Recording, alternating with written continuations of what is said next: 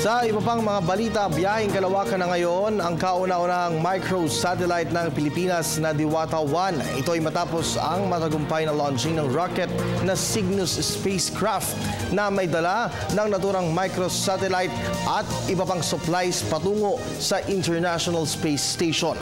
Ang kabuang ulat, alamin natin mula sa aming kasamang si Joy Gumatay, live via phone patch.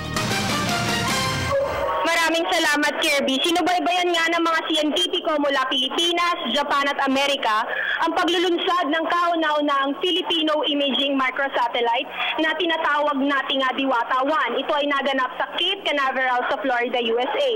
Ayon sa Executive Director na si Carlos Primo David ng Philippine Council for Industry, Engineering and Emerging Technology Research and Development, noong 2011 pa lang ay pinaplano na ito ng ahensya, kaya naman ang nabigyan sila ng pagkakataon na isagawa ang Philippine Microsat Program noong 2014, agad nilang isinagawa ang plano upang lalong mabantayan ang lagay ng bansa anumang klase ng panahon ng ating maranasan.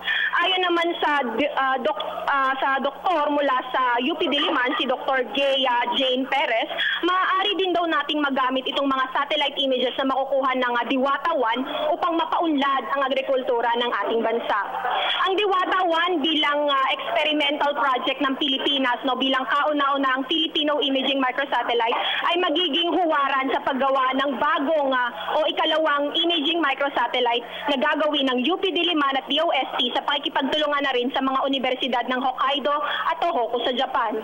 Ayon sa kanila, mas lalo nilang papalawakin yung loading capacity ng Diwata 2 upang magamit ito sa pagmomonitor sa lagay ng bansa na aabot sa loob ng 5 taon. Sa ibang balita naman, nandito tayo ngayon sa Manila North Harbor Port dito sa Tondo, Maynila upang alamin ang lagay ng ating mga pasaherong babiyahe pauwi ng kanilang mga probinsya. Sa ngayon nga, kinausap natin ang ilang mga kinatawan mula sa Philippine Coast Guard na nagsasagawa ngayon ng Oplan Ligtas Biyahe.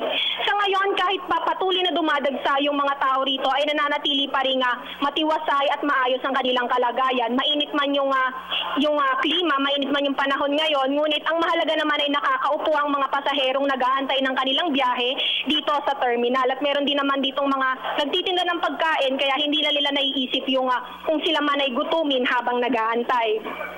Ayon sa ating mga kinatawan dito sa Philippine Coast Guard, mananatili ang Oplan Ligtas Biyahe dito sa Manila North Harbor Port hanggang ika-28 araw ng Marso o isang araw pagkatapos ng panahon ng Semana Santa.